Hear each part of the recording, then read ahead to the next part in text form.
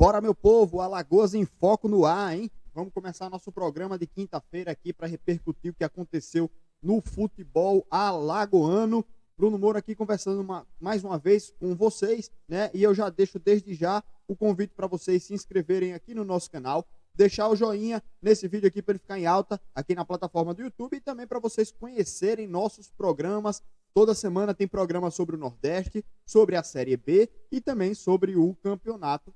Campeonato não, o campeonato alagoano já acabou, mas o futebol alagoano, nossos times aqui do nosso estado. Então, vem comigo que a gente vai repercutir tudo que aconteceu aí nesses últimos 7 dias. Começando primeiramente com a equipe do CRB. Acho que eu nunca comecei aqui um programa falando do time do CRB assim, né? Ou já, não lembro. Tem uns 30 programas já, tem um bocado. Eu não vou lembrar de todos também, né, galera? Então, vamos falar um pouco da equipe do CRB, que jogou nessa terça-feira contra a equipe do Guarani, né? Foi o único jogo desde quinta-feira passada da equipe do CRB.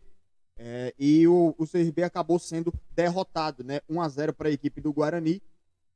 O CRB jogando fora de casa. O Guarani é um adversário muito difícil, né? Inclusive é um dos times que assumiu a posição lá no G4, né? O Guarani acabou perdendo, né, a posição porque o Goiás, que venceu o CSA, passou também. Então, é um adversário muito difícil para a equipe do CRB, jogando fora de casa. A derrota não era nada absurda, mas isso passou também por um jogo que foi muito fraco tecnicamente. Acho que nenhuma das duas equipes trabalhou bem a bola para causar momentos de dificuldade para os goleiros. Eu acho que o time do CRB também tem muitos desfalques, né? Não teve o Diego Torres, está sem o Yuri. E realmente o trio ofensivo do CRB foi muito mal na partida. Não conseguiu trabalhar muito bem a bola lá, tanto quanto o Guarani, né? O Guarani acabou finalizando um pouco mais, só que também não foi uma equipe que massacrou o CRB, né? Então foi um jogo tecnicamente muito ruim, tanto que o resultado foi apenas um 1-0. E o gol da equipe do Guarani foi de bola parada, né, de cabeça do zagueiro, ex-CSA inclusive, o Ronaldo Alves. Mas a imprensa estava falando sobre o lance da falta. Eu acabei não vendo esse lance na hora lá, né? Não vi replay, acabei não conseguindo ver.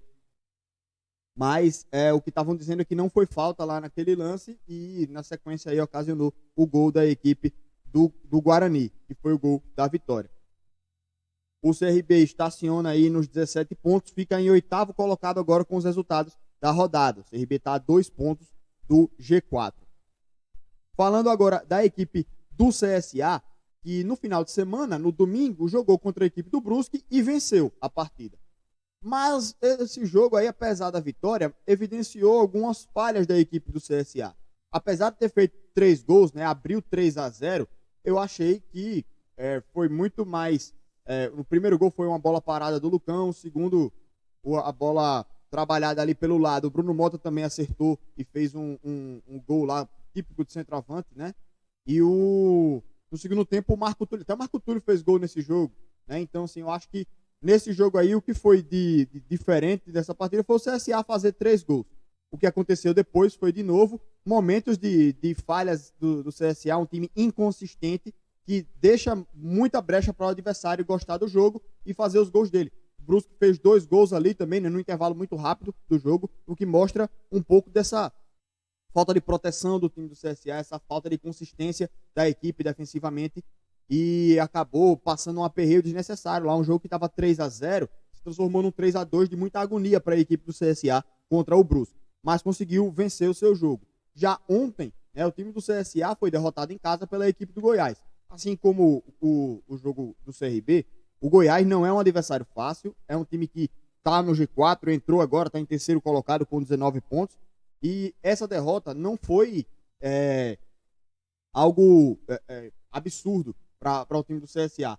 O que o torcedor fica revoltado é o jeito como aconteceu. O time do CSA vinha bem, jogou até melhor do que a equipe do Goiás, botou para trabalhar o goleiro, aliás, foi muito bem na partida, né? Antes de sofrer o gol, o time do CSA já tinha botado ele para trabalhar umas 3 ou 4 vezes em defesas muito difíceis, né?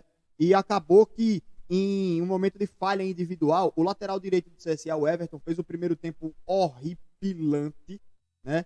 E com os erros dele, o Goiás começou a gostar do jogo. Teve um lance em que ele deu uma recuada toda errada e que deu um contra-ataque para a equipe do Goiás. Depois desse lance aí, o Goiás acho que ganhou confiança e o CSA ficou meio aperreado, meio assustado, né, atordoado ali, e o Goiás cresceu no jogo.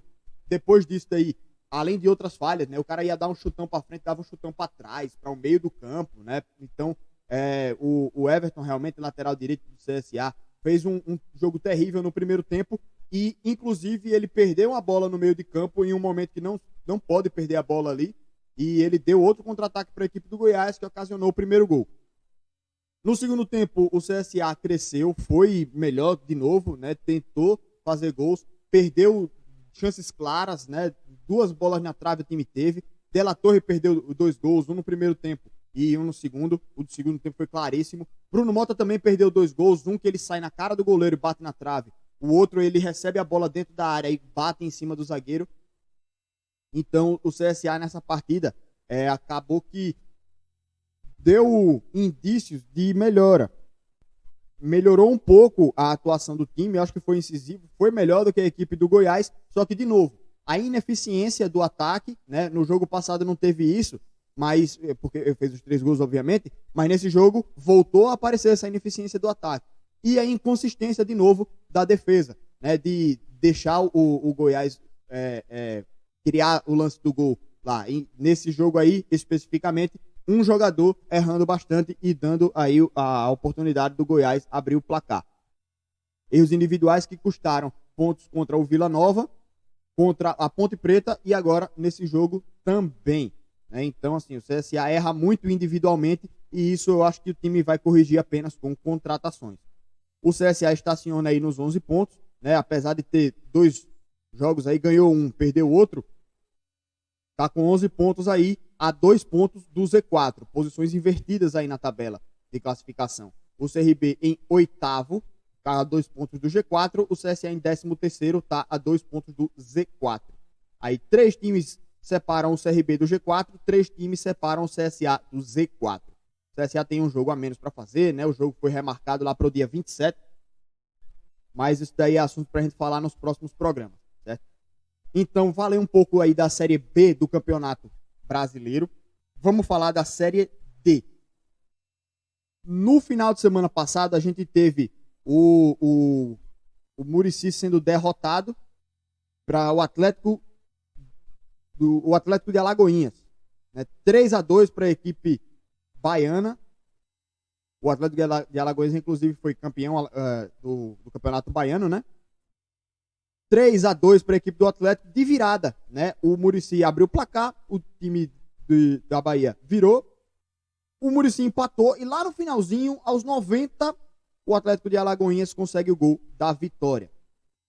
O Asa foi diferente, né? O Asa estava perdendo de 3-1 de virada, né? E acabou que conseguiu o empate. O time fez um gol lá nos acréscimos do primeiro tempo. No finalzinho, o time do Asa conseguiu o gol de empate aos 47 do segundo tempo.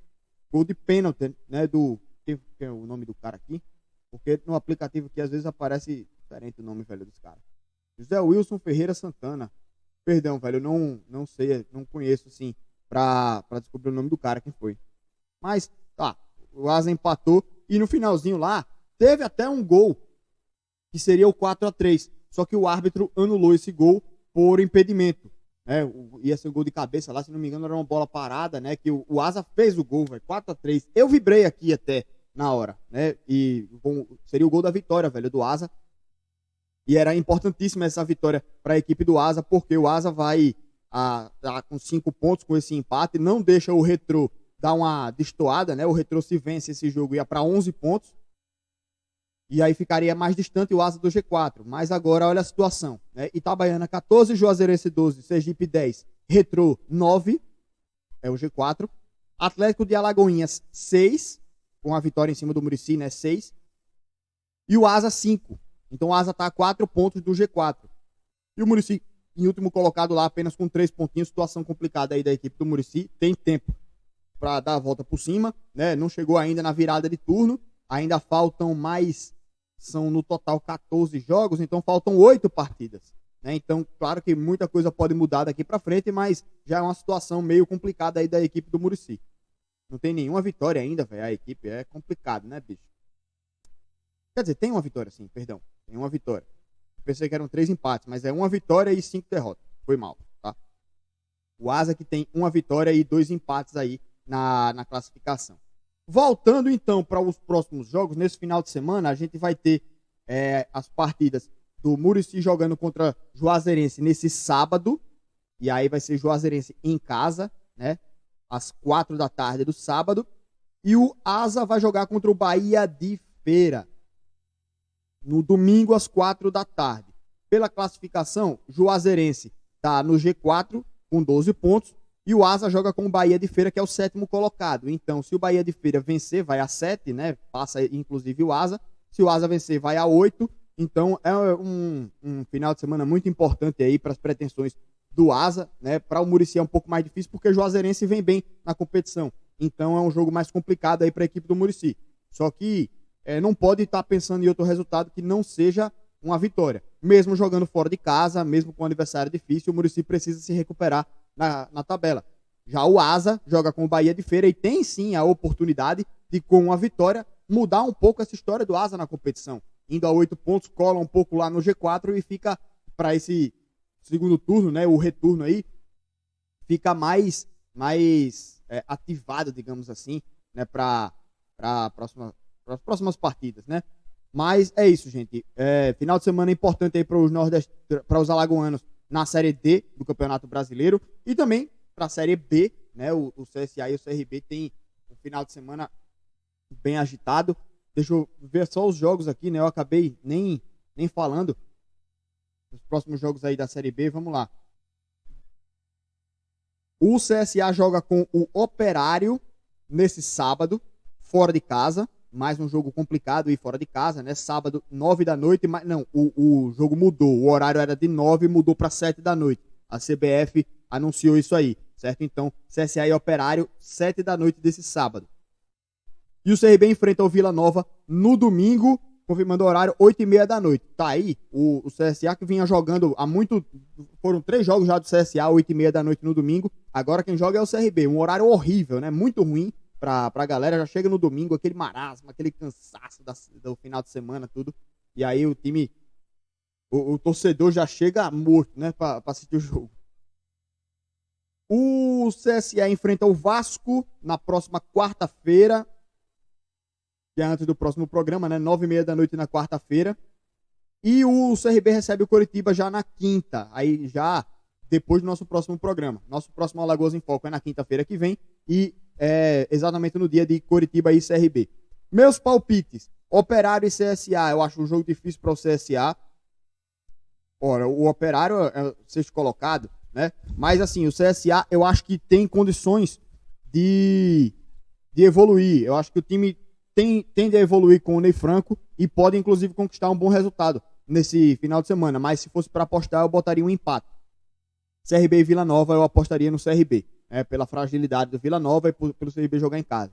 CSA e Vasco, aí já tem mais tempo de evoluir de novo, joga em casa. O Vasco não é uma equipe tão confiável assim. Apesar disso, é um time que tá brigando, tá colado lá no G4, né? Só que eu acho que o CSA pode também conseguir um bom resultado contra o Vasco. Mas se fosse para apostar pelo time de hoje, eu apostaria no empate. 2 empates, então, na minha visão aí para o time do CSA. E Coritiba contra o CRB já é no próximo programa, né? Então, no próximo programa a gente traz aqui o meu palpite, tá?